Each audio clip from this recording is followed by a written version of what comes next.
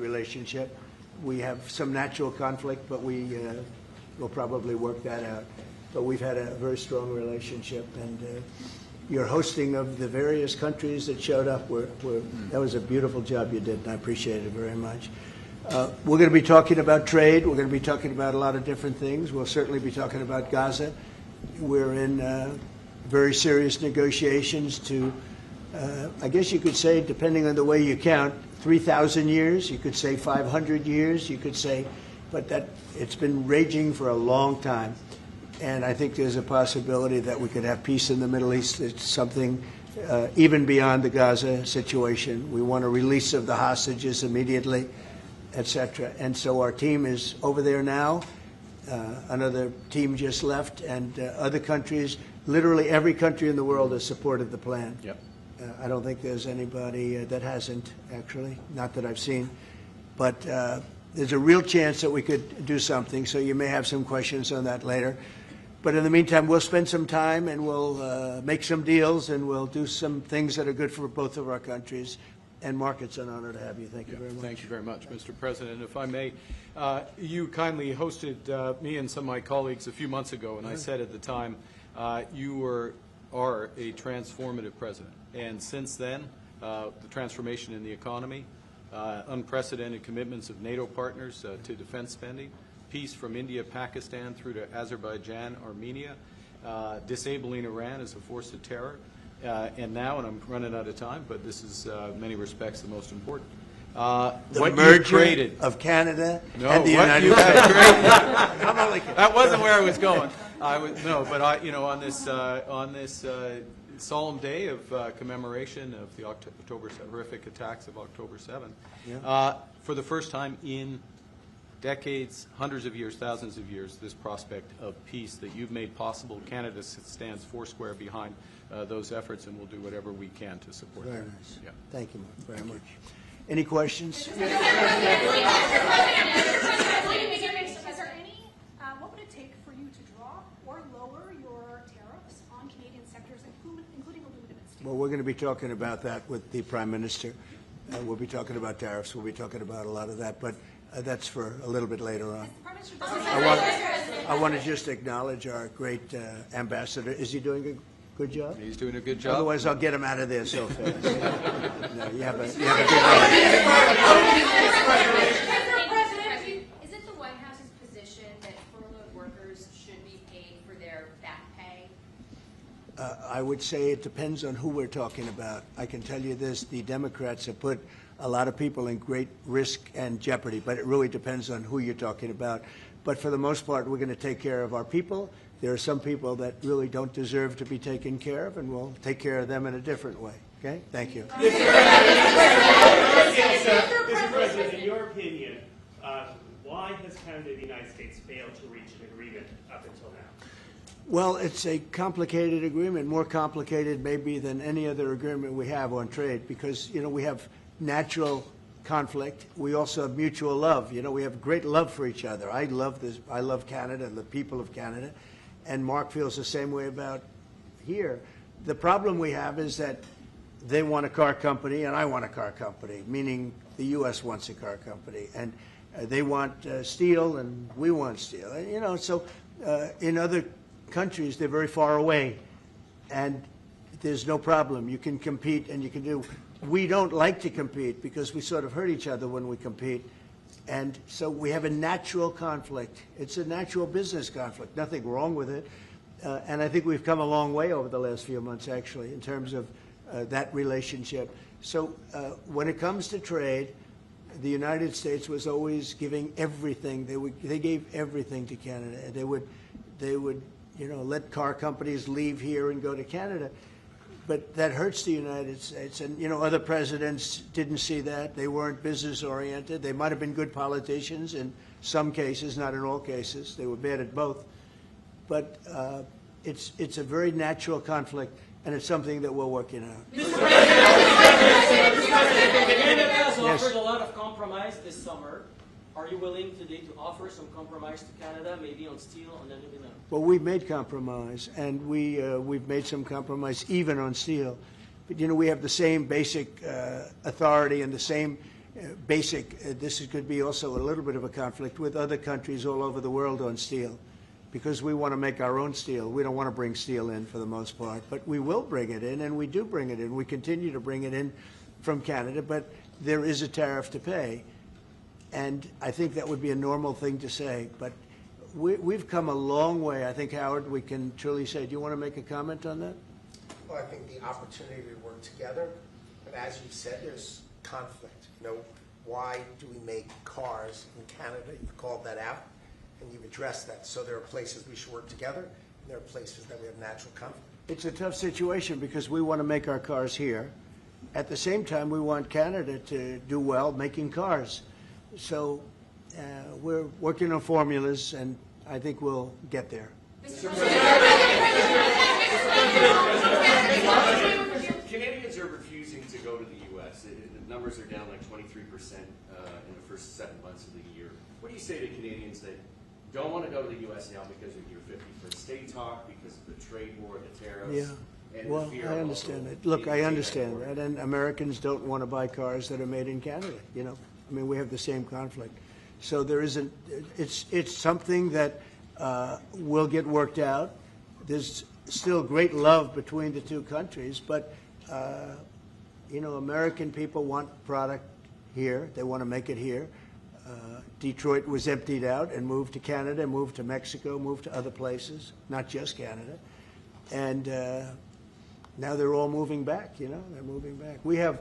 Right now, I was just telling Mark, we have 17 trillion, but it's really much higher. That was as of a couple of months ago. Yeah. We have over $17 trillion being invested now in the United States. As an example, Biden, he was the worst president we've ever had, but they had less than $1 trillion in 4 years. We have more than 17 trillion in 8 months. 8 months. And I think that number is going to be $22 trillion. There's never been anything like that in the history of the world for any country, not even close. If you did 1 trillion in a year, that's pretty good. We're going to do over 20. And it's coming in with AI. It's coming in with auto plants. We're building auto plants, a lot of auto plants in the U.S. It's coming in for a lot of reasons. It's coming in because of the fact, I think the November 5th election was a big factor, and I think the tariffs are a big factor. And again, we want Canada to do great. But, there's a point at which we also want the same business. We're competing for the same business. That's the problem. That's why I keep mentioning one way to solve that problem is a very easy way.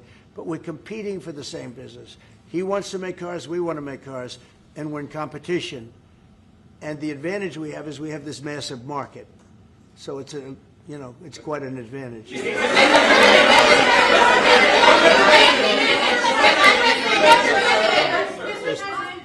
President, can we talk about Portland for a second? Are you planning to invoke the Insurrection Act? That would be, a very long-standing law that's been on the books. Yeah, well, it's been invoked before, as you know. If you look at Chicago, Chicago's a great city where there's a lot of crime. And if the governor can't do the job, we'll do the job. It's all very simple. They probably had 50 murders in Chicago over the last 5, 6, 7 months. Many people were shot. And then the governor gets up and he says, well, we can handle it. They can't handle it. They don't know what they're doing. The mayor is grossly incompetent. He's at a 4% approval rating in Chicago. He's at a 4%, lowest approval rating, lower than even de Blasio had, which is hard to believe in New York. I thought de Blasio would always maintain that record, but the Chicago guy is even lower. So I think that we want safe cities. If you look at D.C., you would right now, Mark, you could go out, take your family out to dinner, you could walk right down the middle of the street. There is no crime in D.C. When I got here, this place was a raging hellhole where people would come from Canada, people would come from other places and end up getting shot. Nobody's being shot. The National Guard's been unbelievable. I mean, they are strong, tough guys. We won something at the Supreme Court, which is a big deal, merit. Everything now in this country is merit-based. I didn't think I'd ever see it again. And we have our soldiers are merit-based, too. And they're central casting. And they walk through that town, and I'll tell you what, this place is safe. It's beautiful. Now we're in Memphis, and the same thing's happening. You're getting the reports. The bad guys are saying, we don't want anything to do with this. And we're removing many people. In D.C., we took out 1,700 career criminals and sent them back to the countries from which they came, mostly led out by Biden and his people that had an open border policy. And, you know, Canada, you suffered because of that, too, because they'd come here and they'd go into Canada also. So we're like a buffer for that in terms of Canada suffered greatly by Biden and the open border, the policy of open border, totally unchecked, totally unvetted. And these people were, you know, if you got 5%, 2%, now you were getting a lot of bad people. And we now have a closed border. Yep. You've done well. Yep. We have a closed border, and it's a really closed border. In fact, for 4 months, I don't even know if this is possible, but the figures were released. 0 people were able to come into the United States from the southern border. 0. And as you know, we've taken a very hard stand on drugs. This is also benefiting you. A lot of we call them the water drugs, the drugs that come in through water. They're not coming. There are no boats anymore. Frankly, there are no fishing boats. There's no boats out there, period. If you want to know the truth, we're saying, does anybody go fishing anymore? The fact is we knocked out, probably saved at least 100,000 lives, American lives, Canadian lives, by taking out all those boats coming in. So it's, and now they don't come in that way anymore. Now they'll come in other ways, and we're not going to allow that either. So we've done a great job on that. But on crime, Chicago's a great city, but you can't be a great city if you have murders and if you have a lot of problems, and they do. And they have an incompetent policy, just like they had open border policy, anybody could come in. They came in from prisons, they came in from mental institutions, drug dealers, they came in from all over the place, and we don't have that anymore. This country is becoming we're a very strong country. Look, financially speaking, I would say that because of the tariffs, because of the election, because of the policy, because of the great, big, beautiful deal, it's what I added the word great because it really is. It's the biggest bill ever passed in the history of our country. We don't need another bill. It's the biggest tax cuts, I mean, when you think no tax on tips, no tax on Social Security, no tax on overtime for the people. But far beyond that, what it does is incentivizes auto plants and AI and all of the things that nobody's ever passed a bill like it. We don't need another bill. We don't need any more bills. I said, let's get it all at once. I was greatly helped by our Speaker, Mike Johnson, and by the Senate. I'll tell you what, John Thune's both of those guys have been incredible. And we got a bill passed that I said, let's see if we can get it all done. Because these Democrats are like insurrectionists, okay? They're so bad for our country. Their policy is so bad for our country. I said, let's see if we can get it all done. And everybody said it's not doable. Because it's the biggest bill ever passed in the history of our country. And we got it all done. We don't need anything else. We got everything we want. And now, because of that, that's a big reason why the companies are coming in. You know, 1 year depreciation, 1 year write-off, 1 year expensing. Nobody's ever seen anything like it. So they're coming in from all over the world. But to have a great country, you can't have crime. And we don't have crime, but we have cities where there's tremendous crime. And Chicago's one of them. And if the governor can't straighten it out, we'll straighten it out. Thank you. A question for the president. Mr. Prime Minister, I'd like to know how come the UK and the European Union have succeeded to sign deals and bring the tariffs down, and Canada still hasn't been able to do the same? Yeah, because they're not located right next to each other. It makes it, in many cases, it's much better and easier. But yeah, and if I may, let's be clear about the relationship as it stands right now. We are the second largest trading partner of the United States. We do a lot of trade going across the border where we're cooperating, first thing. Secondly, we are the largest foreign investor in the United States. $500 billion in the last 5 years alone, probably $8 trillion in the next 5 years if we get the agreement that we expect to get. Thirdly, there are areas, as the President just said, where conflict, maybe not so much conflict, we compete. There are areas where we compete, and it's in those areas where we have to come to an agreement that works. But there are more areas where we are stronger together, and that's what we're focused on. And we're going to get the right deal for America, right deal, obviously, from my perspective, for Canada.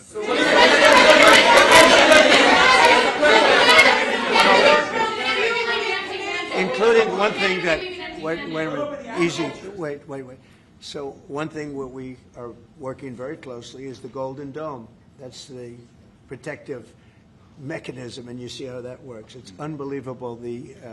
Ronald Reagan wanted to have it, and at that time they didn't have the technology, even close to the technology, but he was advanced, and we'll be working together on a Golden Dome for the two countries, and it's something that I think is going to be very important, especially when you look at the world, you look at what's happening. We want to have that protection. It's really amazing. The technology is unbelievable. Why do you say some federal workers should not get their back pay? Why do you say some? Well, you're going to have to figure that out, okay? Ask the Democrats that question. Go ahead. Mr. President, just to follow up there, I mean, the law says that when the government is reopened, that workers will receive their back pay. So are you going to define the law there, or what do you? I follow the law, and what the law says is correct, and I follow the law. Mr. President, will Canada be leaving empty-handed, or will Mr. Carney be leaving Washington with a deal on tariffs? I think they're going to be very happy. We have a lot of things that we're working on that people don't talk about. They talk about, competitiveness. He's a very competitive person. And they talk about things that we don't necessarily agree on. But I think they're going to walk away very happy. I think so. On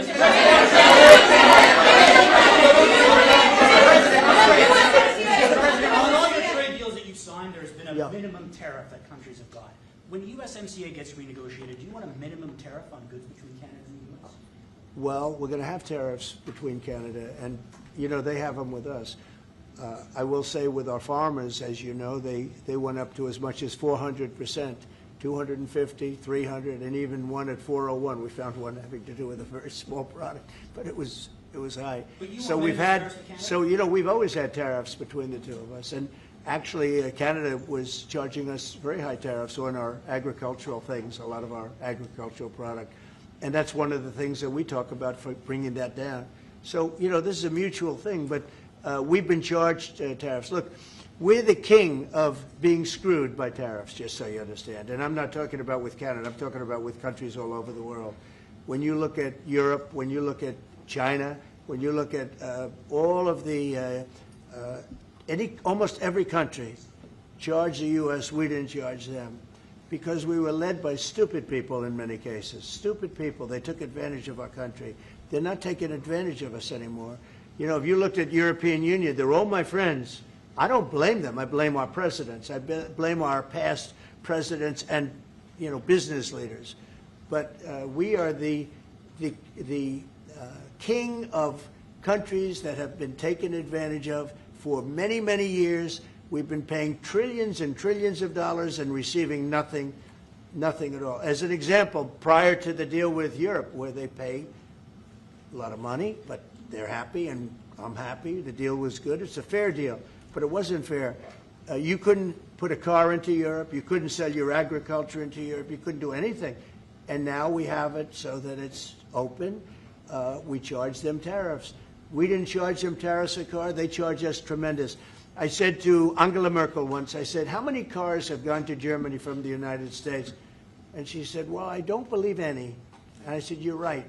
You're right. Well, that doesn't happen anymore. And they're paying a fair amount. It's just a fair amount. It's not, I could ask for much more. It's a fair amount. But the United States now is using the same thing that they've used on us. And I just can't believe it's taken presidents so long to do this. And again, we're going to treat people fairly. We're going to especially treat Canada fairly. But I can't believe it's taken so long where we get charged and don't charge them. Japan was a good example. We made a deal with Japan. You saw that, Mark. A deal with Japan. It's a much different deal than we've had in the past. But they would send us millions of cars, no charge. We weren't allowed to send them cars. We sent them no cars.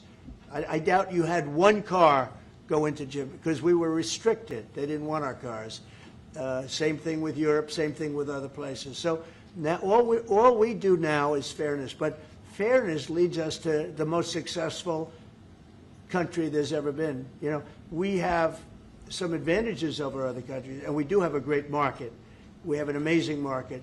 But you know what? If I let this go, if we didn't win this election, if we had these people that were running, that were ruining our country, destroying our country with their open borders and men playing in women's sports and transgender from everybody and windmills all over the place, if we allowed that to go on for another couple of years, we would be, I'm not sure that we'd even have a country.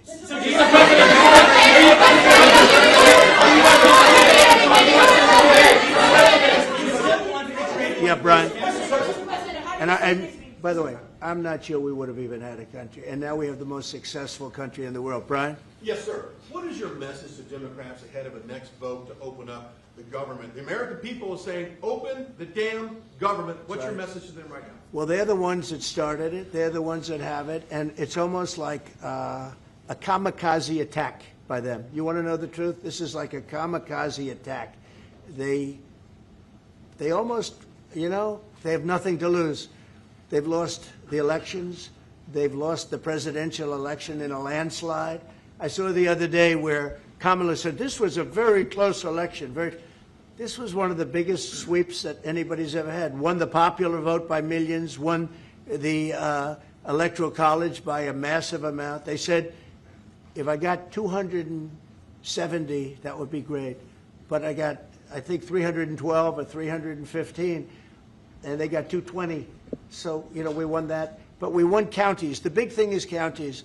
So out of all of the counties, thousands and thousands, we got 2,500. They got 525. It was a landslide. And we listened, oh, yes, it was close.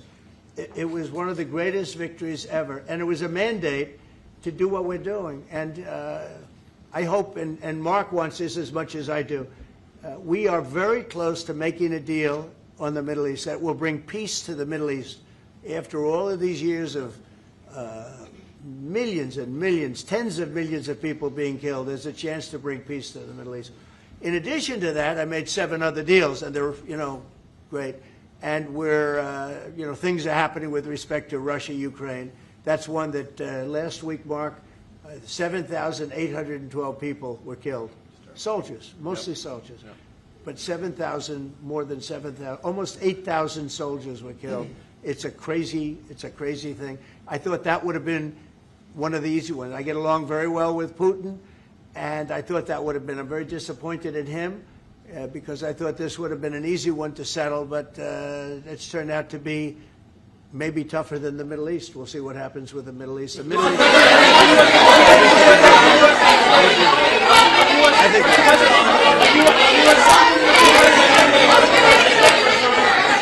go ahead, behind, yes. Is the fentanyl crisis over with Canada, with the Canadian border? Is what? The fentanyl crisis.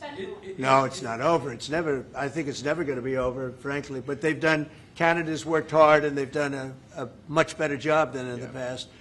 We have very few people coming in through our southern border, too. We've worked with Canada, and we've worked with Mexico, so we've made it a lot better. Look, 80 is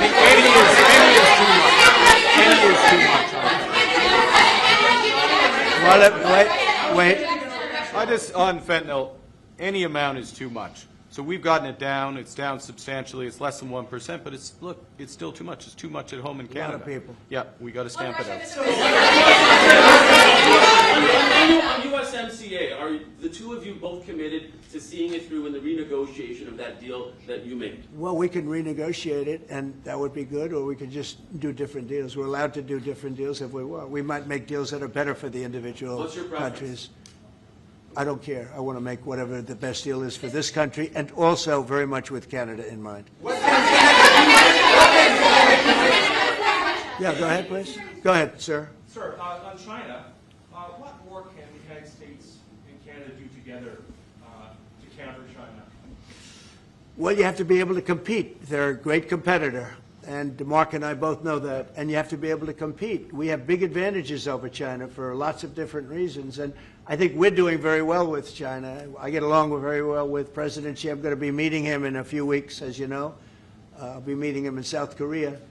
But we've had a very good relationship for a long time. But you have to be able to compete. To do well with China, if you can't compete, you're not going to do well with China. And Canada is very competitive. I can tell you that. Canada is a very competitive country. And I think Canada's done very well over the years with China. Yeah, we have. But we'll do better together on that. Mr. President, on the Middle East, what guarantees are you giving your Arab partners that Israel will not resume its offensive after the hostages are released? Well, the primary guarantee is once this deal happens, if it does happen, look, they're in negotiations right now, we are going to do everything possible. We have a lot of power, and we're going to do everything possible to make sure everybody adheres to the deal. Okay? Are you concerned about the delays at airports, and how do you see the shutdown moving? Oh, sure. I mean, it's they're all Democrat delays. There are delays at the airport. That's standard. And again, this is something that every day we put forth a bill. It's just a continuation. It's a very simple thing to sign and very simple to do. And I really think that these are people that I think they have nothing to lose. They have a party that's out of control. They have no leader. Nobody knows who the leader is. I look at people with very low IQs like Crockett, this woman Crockett. I never met her, but she's a low IQ individual. I look at AOC talking about how if they want to negotiate, they can come to my office. She's not in that position to do that. And who the hell is she to say that? And then I watch Nancy Pelosi not knowing what to do. I watch their leadership. Look, Schumer is petrified of primary because he's not going to win probably against anybody in a primary. You know, Schumer did the right thing, but he handled it badly originally a year ago. He did probably the right thing, but he handled it badly. I think Schumer's incapable of making a deal. They are a mess. They're a party that has no leadership. They have, and they have no policy. You know, I think we have great leadership, but we also have great policy. We have strong borders. We have no men and women's sports. I mean, basic things. We're not going to take your child away and change the sex of your child. We're not going to do things like that. What they're doing to the country is so incredible. And they got away with it with all their woke crap, and now it's stopped. And we have a country that's based on common sense and strength and intelligence. I mean, we have the United States of America, and I say it all the time. Other leaders have told me this. Mark hasn't yet, but I think he would. A year ago, we were a dead country, and now we are the hottest country anywhere in the world. Maybe Canada. I'll give Canada, but because I do like Canada. But you know, we're the hottest country in the world right now. There's never been a country that has the kind of money coming into it. There's never been anything like this. There has never been a country that if you take $1 trillion, that would be unbelievable. We're going to have over $20 trillion invested in this country. There's never been anything like what you're seeing, and it's based on good policy and common sense and leadership. Yeah. Mr.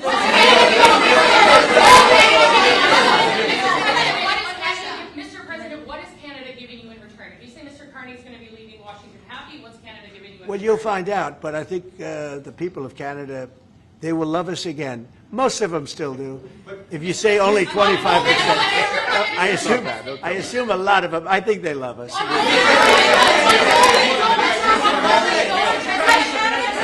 And you know what? I'm not the biggest hockey fan, but I like it a lot. And I watched some of the greatest hockey games I've ever. How good were those games, right? Yeah, very good. We're coming down for the World Series, Mr. President. Oh, good. Canadians. By the way, your team is looking pretty good.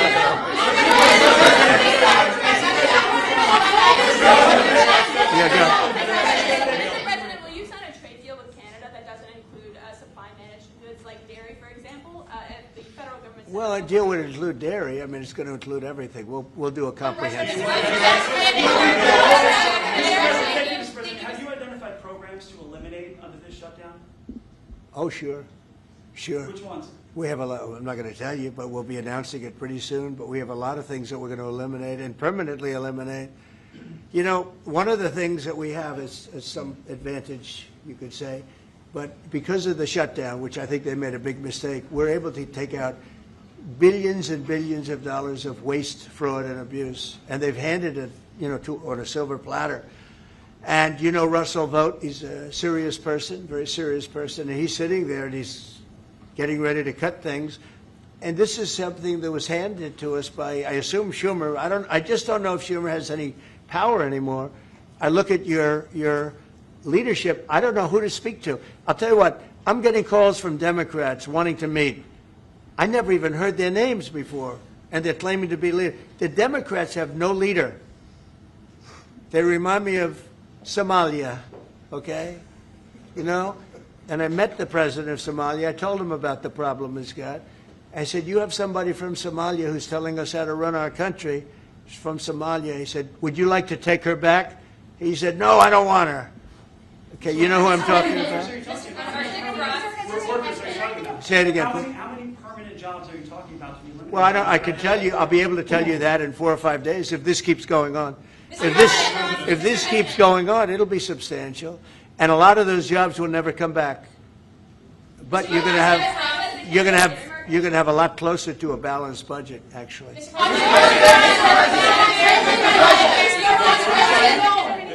anything the Prime Minister has done that's making it more difficult to reach a deal?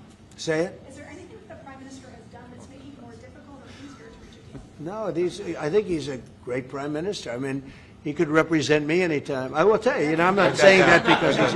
No, he is a very strong, very good leader. He's a nice man, but he could be nasty. He could be very nasty, maybe as nasty as anybody. How? I think Canada, let me put it this way, I can tell you this because I deal with lots of leaders all over the world. He is a world-class leader. He's a man that knows what he wants, and I'm not surprised to see that he won the election and won it substantially, and I would think he's more popular now. He's a good man. He does a great job, and he's a tough negotiator. So